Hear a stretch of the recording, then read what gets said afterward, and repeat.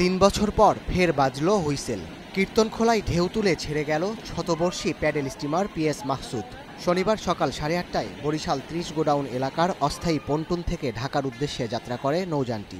ঢাকা সদরঘাট থেকে ৪১ জন যাত্রী উঠছে, ২১ জন যাত্রী ঘটেন নামিয়ে গেছে, আর বাকি ২০ জন বরিশাল ঘাটে এসে নামছে। প্রায় ১০০ বছরের কাছাকাছি হয়ে গেছে এটা নির্মিত হয়েছে, এটা যার কারণে এটাকে আমরা বলছি শতবর্ষী হেরিটেজ প্যাডেল স্টিমার। নদীপথে প্যাডেল স্টিমারের ইতিহাস বেশ পুরনো। 1884 সালে ব্রিটিশরা সর্বপ্রথম কলকাতা, খুলনা, বরিশাল, চাঁদপুর, নারায়ণগঞ্জ, ঢাকা রুটে পণ্য ও যাত্রী পরিবহনে কয়লা চালিত এই নৌযানটি চালু করে। উপমহাদেশের সকল ইতিহাসের সঙ্গে জড়িত এই জাহাজে রবীন্দ্রনাথ, জীবনানন্দ দাশ, এমনকি রানী এলিজাবেথও ভ্রমণ করেছেন। শুধু তাই নয়, প্যাডেল স্টিমার দক্ষিণাঞ্চলের মানুষের কাছেও অতি প্রিয় বাহন। খুলনা বাগেরহাট এই জাহাজে যাইতাম, এবার দেই না, এই তো হঠাৎ করে আসলাম এই জায়গায়, আইয়ে তো দেই এই জাহাজ, এত ভালো লাগে। ভীষণ মুগ্ধতা এই যে আবার প্যাডেল স্টিমার নতুন করে চালু হলো দীর্ঘ বিরতির পরে। এটি একটি আমাদের দেশের ঐতিহ্য।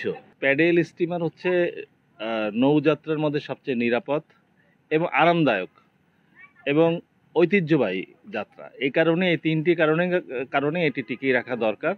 যাত্রী সংকট দেখিয়ে 2022 সালের সেপ্টেম্বরে স্টিমার সার্ভিসটি বন্ধ করে দেয় বিআইডব্লিউটিসি। তবে চলতি বছর নতুন করে বাহনটি রুটে যুক্ত করে মন্ত্রণালয়।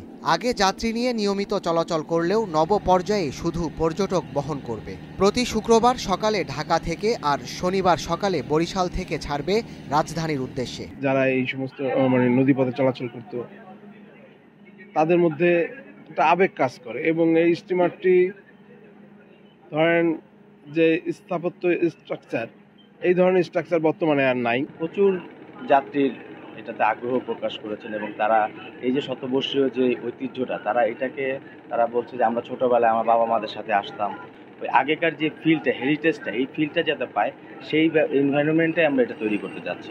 গতানুগতিক কাঠামোর বাইরে ঘূর্ণায়মান প্যাডেলের মাধ্যমে চলাচল করা এই নৌযানে দুর্ঘটনার তথ্য শূন্য। Desk report, star news.